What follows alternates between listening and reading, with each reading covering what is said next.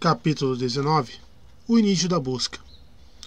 O planeta solitário, refúgio, o único planeta de um único sol de um setor galáctico que Serrari fazia em direção ao vácuo intergaláctico, estava sob cerco. Num sentido estritamente militar, ele estava certamente sob cerco, já que nenhuma área do espaço do lado galáctico, para além de uma distância de 20 parsecs, está fora do alcance das bases avançadas do Mulo. Nos 4 meses desde a queda arrasadora da Fundação, as comunicações de refúgio haviam caído como uma teia de aranha sob o fio de uma navalha. As naves de refúgio convergiram para o mundo natal e apenas o próprio planeta era, agora, uma base de combate.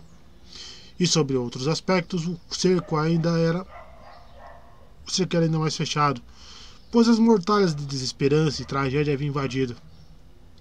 Baita abriu caminho pelo corredor rosa ondulado, passando pelas fileiras de mesas com tampo de plástico leitoso, e encontrou sua cadeira às cegas. Ela se sentou na cadeira alta e sem braços, respondeu mecanicamente às saudações que mal ouviu, esfregou um olho cansado que coçava com as costas de uma mão cansada e estendeu a outra para o cardápio.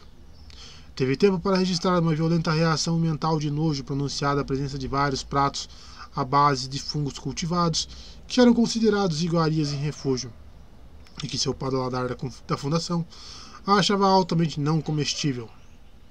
Então se deu conta dos soluços próximos e levantou a cabeça. Até então sua consciência da presença de Judy, a loura aguada e inexpressiva de nariz de batata na unidade de jantar diagonalmente à frente da sua, era superficial à de uma desconhecida. E agora Judy estava chorando, mordendo tristemente um lenço úmido e engolindo soluços até seu rosto ficar de um vermelho túrgido. Seu casaco disforme à prova de radiação estava jogado sob os ombros, e seu escudo facial transparente havia caído para a frente, em cima da sobremesa, e ali ficara. Baita se juntou às 3 garotas que estavam se revezando nos trabalhos eternamente usados e eternamente ineficazes dos tapinhas nos ombros, cafunés e murmúrios incoerentes. Qual é o problema? Ela perguntou num sussurro. Uma das garotas se voltou para ela e deu de ombros um discreto não sei. Então, sentindo a inadequação do gesto, levou Baita para o lado. Ela teve um dia difícil, acho, e está preocupada com o marido. Ele está na patrulha espacial? Está. Baita se deu uma mão amiga para Judy. Por que você não vai para casa, Judy? A voz dela era uma intromissão vívida, porém neutra, sobre as banalidades suaves e insossas que a haviam precedido. Judy levantou a cabeça ressentida. Eu já saí de licença uma vez esta semana. Então vai sair 2. Se tentar continuar, você sabe, ficará fora 3 dias na semana que vem. Então ir para casa agora significa patriotismo. Alguma de vocês, garotas, trabalha no departamento dela? Bem, então suponho que você cuide do cartão dela. Melhor ir primeiro ao lavatório, Judy, para arrumar a maquiagem. Vá logo, show! Baita voltou à sua cadeira, pegou o cardápio novamente, com um alívio sombrio. Esses ataques eram contagiosos. Uma garota chorando podia levar seu departamento inteiro a um frenesi naqueles dias de nervos à flor da pele. Ela tomou uma decisão desagradável, apertou os botões corretos ao seu lado e colocou o cardápio de volta ao lixo. A garota alta e morena em frente a ela estava dizendo: Não podemos fazer muita coisa além de chorar, não é? Seus lábios incrivelmente cheios mal se moviam e Baita reparou que as pontas haviam sido cuidadosamente retocadas para exibir esse meio sorriso artificial, que era a última palavra em sofisticação. Baita investigou a provocação insinuante contida nas palavras com olhos de cílios enormes e agradeceu a distração da chegada de seu almoço, quando o topo de sua unidade se moveu para dentro e a comida subiu. Ela rasgou cuidadosamente o invólucro dos talheres e o segurou, desajeitada, até eles se esfriarem. Você não consegue pensar em outra coisa para fazer, Hela? Falou. Ah, sim, respondeu Hela. Eu consigo. E bateu a cinza do cigarro com um movimento casual e treinado no pequeno recesso fornecido, e o pequeno Flash as apanhou antes que chegassem ao fundo. Por exemplo, e Hela fechou as mãos magras e bem cuidadas sobre o queixo. Acho que podíamos fazer um acordo muito bonito com o Mulo e acabar com toda essa bobagem. Mas eu não tenho os recursos para sair dos lugares rapidamente quando o Mulo invade. A testa clara de Baita permaneceu clara. Sua voz era leve e indiferente. Por acaso você não tem um irmão ou um marido nas naves de combate, tem? Não, e ainda não vejo motivo para o sacrifício dos irmãos e maridos de outras. O sacrifício virá com mais certeza em caso de rendição. A fundação se rendeu e está em paz. Nossos homens estão fora e a galáxia está contra nós. Baita eu de ombros e disse docemente: receio que seja o primeiro desses fatos que a incomoda. Ela voltou a seu prato de vegetais e começou a comê-lo com a percepção do silêncio pegajoso ao redor. Ninguém por perto havia se incomodado em responder ao cinismo de Hela. Ela foi embora rapidamente, depois de apertar com força o botão que limpava a sua unidade de jantar para o ocupante do próximo turno. Uma nova garota, a 3 cadeiras de distância, sussurrou para Hela no efeito teatral. Quem era ela? Os lábios de Hela se curvaram em indiferença. É a sobrinha de nosso coordenador. Não sabia? Mesmo? Seus olhos procuraram o último vislumbre dela se afastando. O que faz aqui? Essa é uma garota da linha de montagem. Não sabia que está na moda ser patriótica? É tudo tão democrático que me dá vontade de vomitar. Ora, Hela, disse a garota gordinha à sua direita. Ela ainda não apelou para o tio por cima da gente. Por que é que você não dá um tempo? Hela ignorou a vizinha com um revirar vítreo dos olhos e acendeu outro cigarro. A nova garota estava ouvindo matraquear da contadora de olhos brilhantes do outro lado. As palavras vinham rápidas. E dizem que ela está no cofre. No cofre mesmo, sabe? Quando Sheldon falou. E dizem que o prefeito estava furioso, espumando pela boca, e houve tumultos, e todas essas coisas, sabe? Ela saiu antes de o mulo pousar, e dizem que ela faz a fuga mais sensacional. Dizem que ela fez a fuga mais sensacional. Precisou passar pelo bloqueio e tudo isso. E fico me perguntando por que ela não escreve um livro sobre isso, já que esses livros de guerra são tão populares hoje em dia, sabe? E dizem que ela também esteve nesse mundo do mulo, Calgan, sabe? E a campainha soou aguda e a sala de jantar foi se esvaziando lentamente. A voz da contadora continuou subindo e a nova garota interrompia apenas com o convencional. É mesmo? De olhos arregalados. As enormes luzes das cavernas estavam sendo escudadas na direção dos grupos na descida gradual para a escuridão, que significava o sono para os justos e os que trabalham duro, quando Baita voltou para casa. Tora a encontrou na porta com uma fatia de pão com manteiga na mão. Por onde você andou? Ele perguntou com a boca cheia. Depois, com mais clareza. Preparei um jantarzinho improvisado. Não é muita coisa, mas não me culpe. Mas ela o estava cercando, os olhos arregalados. Tori, cadê seu uniforme? O que você estava fazendo em roupas civis? Ordens, Bey. Rando está enfurnado com Evelyn Miss nesse exato momento. Mas do que estão tratando eu não sei. É tudo. E eu vou? Ela foi impulsivamente na direção dele. Ele a beijou antes de responder. Acredito que sim, mas provavelmente será perigoso. E o que não é perigoso? Exatamente. Ah, sim, já mandei chamar Magnífico, então ele provavelmente virá conosco. Quer dizer que o concerto dele na fábrica de motores terá de ser cancelado. Obviamente. Baita passou para o aposento do lado e sentou-se para comer uma refeição que, definitivamente, tinha sinais de ter sido improvisada. Ela cortou os sanduíches em 2 com rápida eficiência e disse: que pena sobre o concerto. As garotas da fábrica estavam loucas para vê-lo. Magnífico também, por falar nisso. Ela balançou a cabeça. Ele é tão estranho. Ele mexe com seu instinto materno, bem. É isso que ele faz. Um dia teremos um filho e aí você se esquecerá, Magnífico. Baita respondeu das profundezas de seu sanduíche. Ocorre-me que você é tudo que meu instinto materno pode suportar.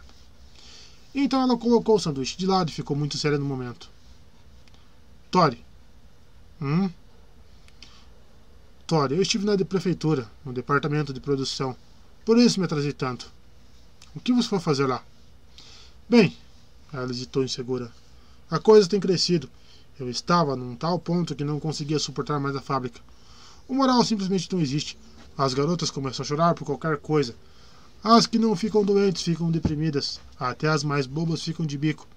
Na minha seção específica, a produção não é um quarto do que era quando cheguei. E não há um dia que tenhamos uma equipe completa de operários. Está certo, disse Tora. Mas voltando ao começo, o que você vai fazer lá? Fazer algumas perguntas. E é assim, Tori. E assim todo o refúgio. Queda na produção, aumento na insubordinação e nas discussões. O chefe do departamento apenas deu de ombros. Depois que fiquei sentada na antessala por 1 hora para vê-lo, só consegui entrar porque era sobrinha do coordenador, e ele disse que não podia fazer nada. Francamente, acho que não estava dando a mínima. Também não exagere, bem. Acho que ele não estava mesmo. Ela estava tensa e furiosa. Estou lhe dizendo, tem algo de errado. É a mesma frustração terrível que me atingiu no cofre do tempo quando o céu nos abandonou. Você mesmo sentiu. Sim, senti. Bem, ela voltou. Ela continuou selvagem. E nunca seremos capazes de resistir ao mulo. Mesmo que tivéssemos material, não temos coração, espírito, vontade. Tori, não faz sentido lutar. Baita nunca havia chorado na memória de Thorin, não chorou agora. Não, realmente. Mas Thorin colocou a mão leve no ombro dela e sussurrou. E se você deixar isso de lado, meu amor? Eu sei o que você quer dizer, mas não há nada. Sim, não há nada que possamos fazer. Todo mundo diz isso, e ficamos simplesmente sentados, esperando a faca descer. Ela voltou ao que restou de seu sanduíche e chá. Silenciosamente, Thorin arrumou as camas. Estava bem escuro lá fora. Rando como coordenador recém-nomeado, um posto de tempos de guerra da Confederação de Cidades em Refúgio, fora designado por solicitação própria a um aposento no andar superior, de cuja janela pudesse olhar por cima dos telhados e do verde da cidade. Agora, nos desvanecer das luzes da caverna, a cidade recuava para o nível de indefinição das sombras. Rando não gostava de meditar sobre esse simbolismo. Disse a Evelyn isso, cujos olhinhos claros pareciam não se interessar por nada além da taça cheia de vinho em sua mão. Existe um ditado em Refúgio que diz que quando as luzes das cavernas se apagam, é hora de os justos e dos que trabalham duro dormirem. Tem dormido muito ultimamente? Não. Desculpe me chamá-lo tão tarde, miss. Mas é que gosto mais da noite hoje em dia. Não é estranho. O povo de Refúgio se condicionou muito estritamente à falta de luz significar sono. Eu também, mas agora é diferente. Você está se escondendo, Miss disse sem emoção. Está cercado de gente durante o dia. Sente os olhos deles e suas esperanças depositadas em você, e não está dando conta. No período de sono você está livre. Então você também sente isso? Esse senso miserável de derrota? Evelyn assentiu devagar. Sinto. É uma psicose de massa, um pânico de massa detestável. Galáxia, Rando. O que esperava?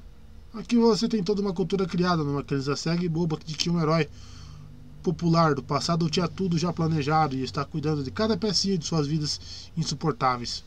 O padrão de pensamento evocado tem características religiosas e você sabe o que isso significa. Nem um pouco. Miss não ficou entusiasmado com a necessidade de explicação. Nunca ficava. Então grunhiu, ficou olhando o charuto comprimido que rolava pensativo entre os dedos e disse: caracterizado por fortes reações de fé. Crenças que não podem ser sacudidas a não ser por um grande choque que, caso ocorra, resulta numa disrupção mental bastante completa. Casos brandos, histeria, um senso mórbido de insegurança. Casos avançados, loucura e suicídio. Rando mordeu uma unha. Quando o céu nos falha, em outras palavras, nossas muletas desaparecem e nos acostumamos tanto a elas que nossos músculos ficam atrofiados a ponto de não conseguirmos parar em pé sem isso. É isso. Uma metáfora meio desajeitada, mas é isso. E você, Evelyn, e seus músculos? O psicólogo filtrou uma longa baforada de ar pelo charuto e deixou a fumaça subir. Enferrujados, mas não atrofiados. Minha profissão resultou num pouco de pensamento independente. E você vê saída para isso? Não. Mas deve haver uma. Talvez Sheldon não tivesse pensado no mulo. Talvez ele não garantisse nossa vitória. Mas até aí ele também não garantiu a derrota. Ele só está fora do jogo e estamos por conta própria. O mulo pode ser derrotado. Como? Da única maneira pela qual qualquer um pode ser derrotado, atacando sua fraqueza com força. Escuta aqui, Rando. O mulo não é um super-homem. Se ele finalmente for derrotado, todos verão isso por si mesmos. A questão é que ele é uma incógnita e as lendas crescem rapidamente. Ele é, supostamente, um mutante. Bem, e daí? Um mutante significa um super-homem para ignorantes da humanidade. Não é nada disso.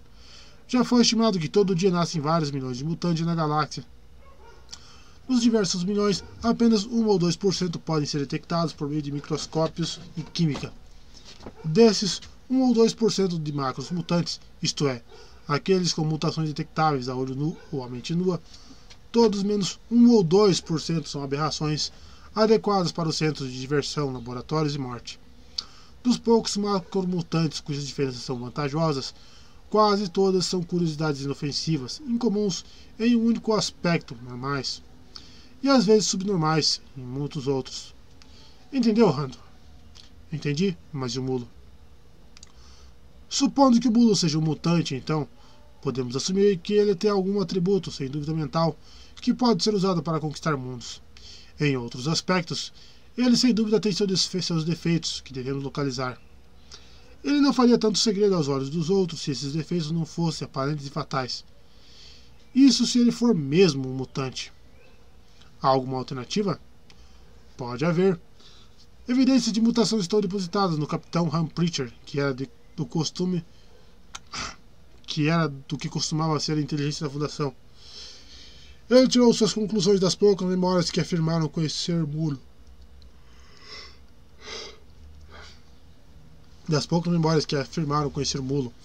De alguém que poderia ter tido Mulo quando bebê no início da infância. Preacher trabalhou com o pouco que tinha ali, e as evidências que ele encontrou poderiam facilmente ter sido plantadas pelo Mulo para servir a seus propósitos, pois é certo que o Mulo foi enormemente ajudado por sua reputação de super-homem mutante. Interessante. Há quanto tempo você pensa nisso? Eu nunca pensei nisso no sentido de acreditar. É tão somente uma alternativa a ser considerada. Por exemplo, Rando, suponha que o Mulo tenha descoberto uma forma de radiação capaz de deprimir a energia mental, assim como ele está em posse de uma que anula as reações nucleares. E aí, hein? Será que isso não poderia explicar o que está nos afetando agora? E o que afetou a Fundação? Rando pareceu submergir numa penumbra quase sem palavras. E suas próprias pesquisas com o palhaço do Mulo? Agora foi Eblemis quem hesitou. Ainda inúteis. Falei bravamente com o prefeito antes do colapso da Fundação, principalmente para sustentar sua coragem, e, em parte, para manter a minha própria coragem lá no alto também. Mas, Rando, se minhas ferramentas matemáticas estivessem à altura, só com o palhaço eu poderia analisar completamente o Mulo. Então ele estaria em nossas mãos. Então poderíamos solucionar as estranhas anomalias que me impressionam. Como, por exemplo? Pense, homem. O Mulo derrotou as manias da Fundação a seu bel prazer, mas não conseguiu uma vez sequer forçar as frotas bem mais fracas dos comerciantes independentes a recuar em combate aberto. A Fundação caiu com um só golpe. Os comerciantes independentes se defenderam contra todas as forças dele. Ele começou a usar o campo extintor contra as armas nucleares dos comerciantes independentes de Minimum. O elemento surpresa fez com que perdessem daquela batalha, mas eles conseguiram anular o campo. Ele nunca foi capaz de usá-lo com sucesso contra os independentes, mas inúmeras vezes isso funcionou contra as forças da Fundação. Funcionou na própria Fundação. Por quê? Com o nosso conhecimento atual é tudo ilógico. Portanto, deve haver fatores dos quais não estamos cientes. Traição?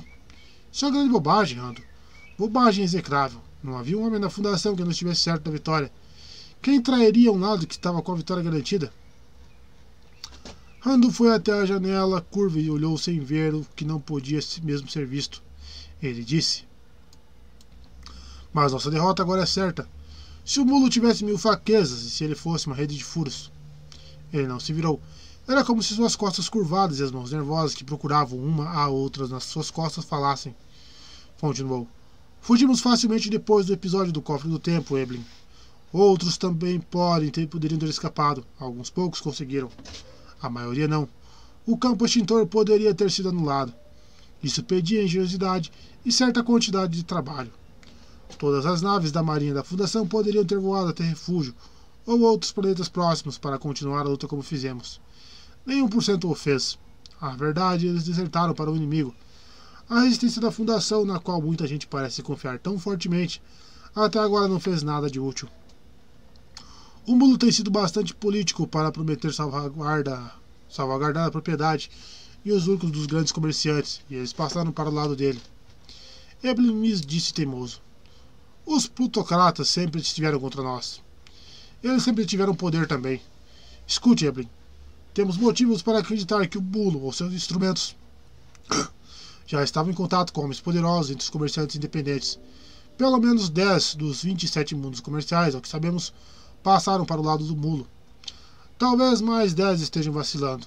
Há personalidades no próprio mundo de refúgio que não ficariam felizes com a dominação do mulo.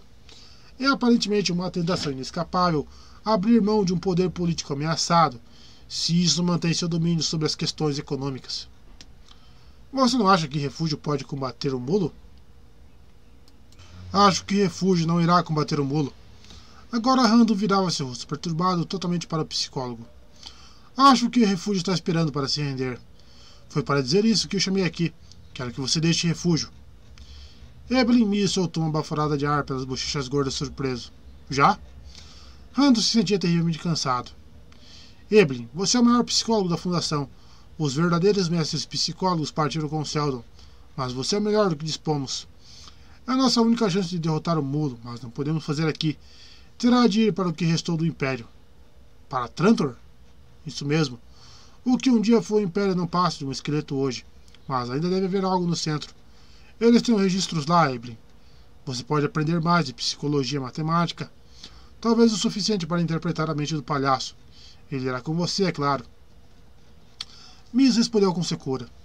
Duvido que esteja disposto, mesmo por medo do mulo, a menos que sua sobrinha vá com ele. Eu sei disso. Toran e Baita irão com você por essa razão. E, Evelyn, há um outro objetivo. Um objetivo maior. Harry Seldon criou 2 fundações há 3 séculos, uma em cada extremidade da galáxia.